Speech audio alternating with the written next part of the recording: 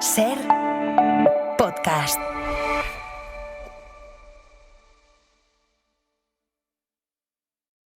Hola Santiago, buenas tardes. ¿Qué tal? Buenas tardes. ¿Cómo estás? Oye, empecemos por un clásico, por la Navidad, por los precios. Los alimentos típicamente navideños ¿suben cuánto este año? ¿Un 4, un 3, un 5, un 2, un 8? Bueno, depende, va por barrios esto. Desde luego sí, va por productos. Y por zonas también. Desde luego lo que sí que está clarísimo es que de media el español medio, la española media, para consumir lo mismo que consumió el año pasado va a tener que pagar más. Esto está claro.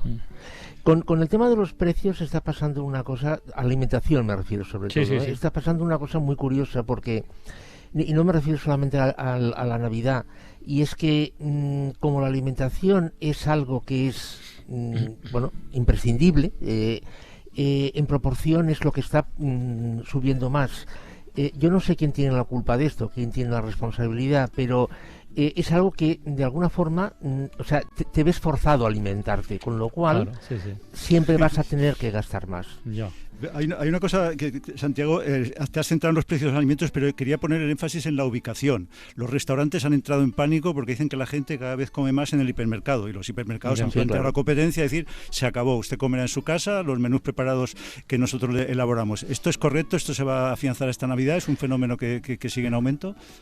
Bueno, a ver, lo que yo veo y lo que oigo, el señor Juan Roig dijo que las cocinas iban a desaparecer de las viviendas.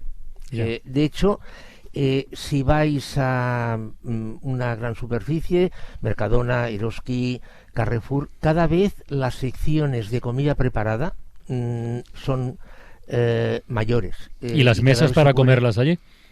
Exactamente. Y las mesas para comer ahí. Exactamente. En una esquina allí están puestas con sus sillas y tal. Entonces, en proporción es más barato comprar un menú en un local de estos, en una superficie de estas, que hacértelo tú y encima te ahorras el espacio. Lo que dices, Matías, tienes absolutamente toda la razón. Con lo cual, los restaurantes están haciendo malabarismos para facturar. Hoy, por ejemplo, he visto un restaurante que había puesto un cartel en la puerta en el cual decía que iban a estar abiertos absolutamente todos los días de fiesta. Navidad, Nochebuena, Navidad, fin de año, Año Nuevo, Reyes, absolutamente todos. ¿Por qué? Bueno, evidentemente, pues para facturar partes que no se facturan otros días, por lo que tú has apuntado, Matías. Santiago, pero quitando algún producto en el que la materia prima haya subido desde el año pasado hasta ¿tiene una lógica económica que suban los precios en Navidad cuando la oferta y la demanda está perfectamente controlada, o es sencillamente una forma de hacer su agosto en diciembre?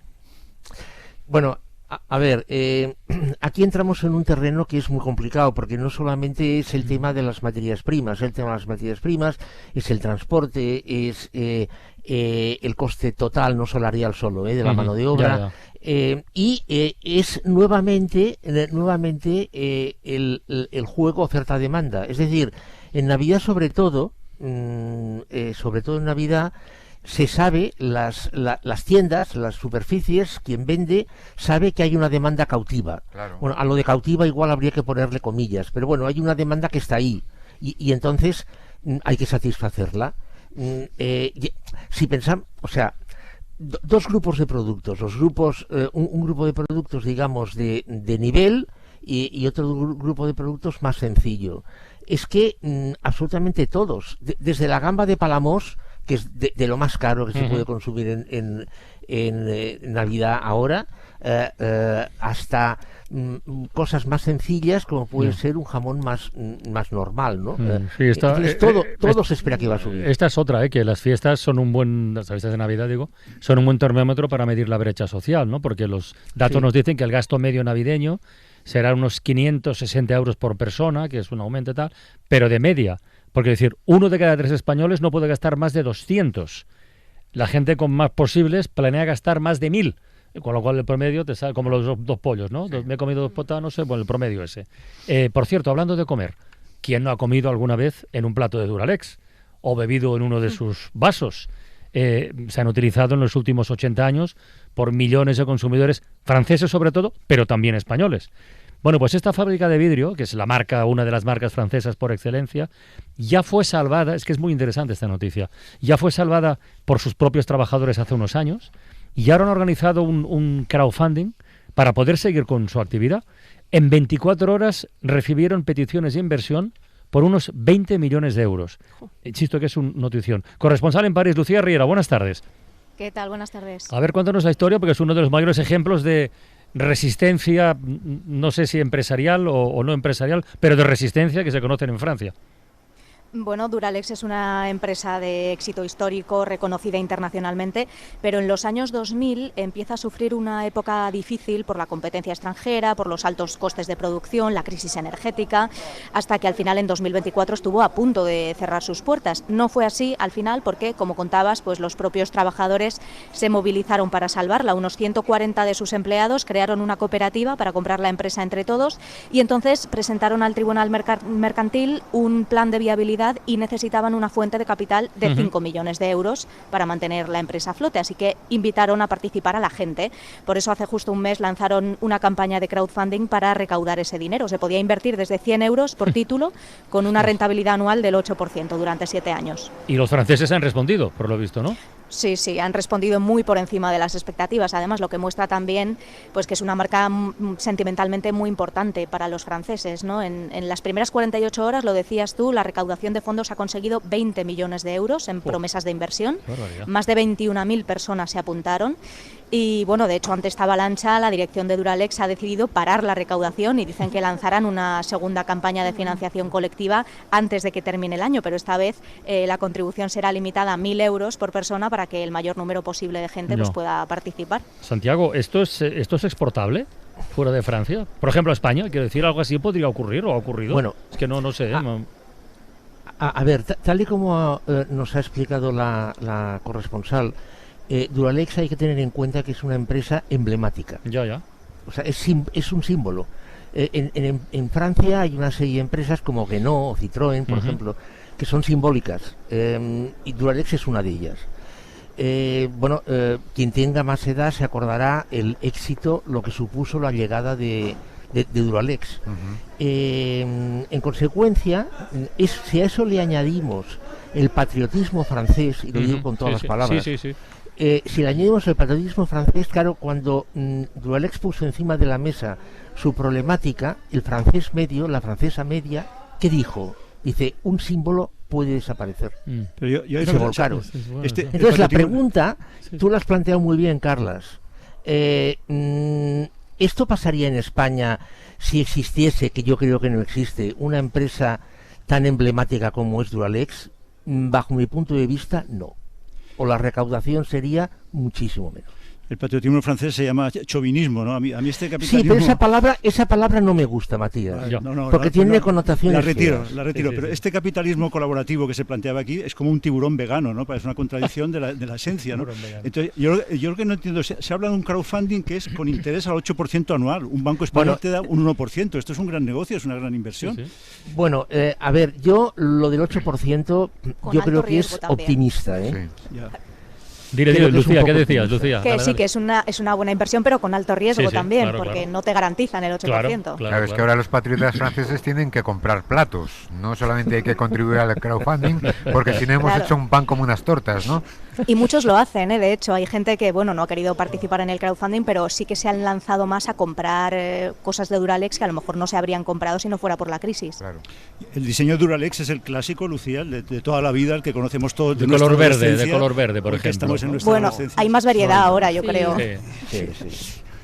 El color verde y el marrón ya fueron la modernidad de Duralex, ¿no? Lo otro era un plato transparente que al cabo de 3 o 4 años empezaba a ser ya opaco, ¿no? Por las cucharas que pasaban con rayaduras.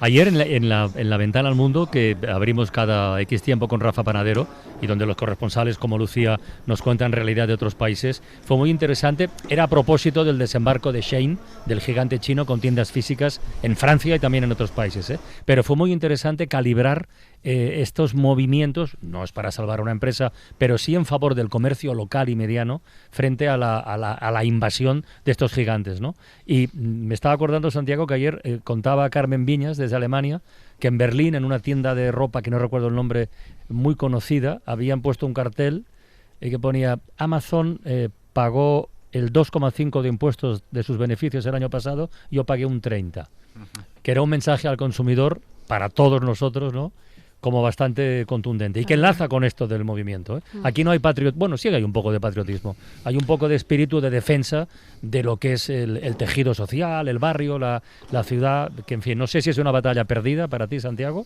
o todavía hay posibilidad de darla. Yo, en mi opinión y desgraciadamente, en un gran número de artículos, de productos, de bienes, es una batalla perdida. Ya. ¿Por qué? Bueno, porque una gran plataforma tiene... Aparco el precio, porque lo del precio es muy subjetivo. Ya. Habría que hacer un análisis muy profundo, ¿no?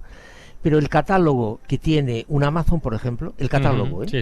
O sea, es que no hay ninguna tienda que lo tenga. Ya. Entonces, contra eso es muy difícil luchar. Bueno. Entonces, la tienda, una tienda de barrio, te puede decir, se lo traigo, usted me dice tal y se lo traigo, pero claro, ya es mañana, ya se vuelve a pasar.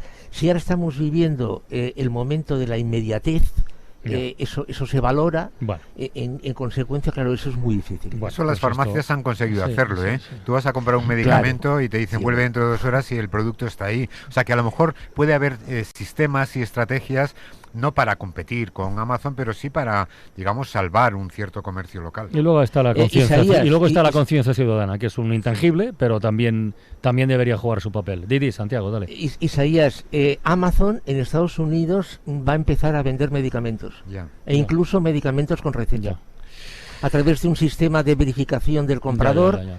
pero cuidado, Entonces ya el problema no es Amazon, sino los estados que consienten estas cosas, Bueno. claro. Santiago Niño Sí. Becerra, hacemos números la próxima semana, ¿vale? Muy bien. De Lucía, acuerdo, buenas muchísimas tardes. gracias por asomarte a la ventana. Un abrazo. A vosotros, un abrazo. Adiós. Para no perderte ningún episodio, síguenos en la aplicación o la web de la SER, Podium Podcast o tu plataforma de audio favorita.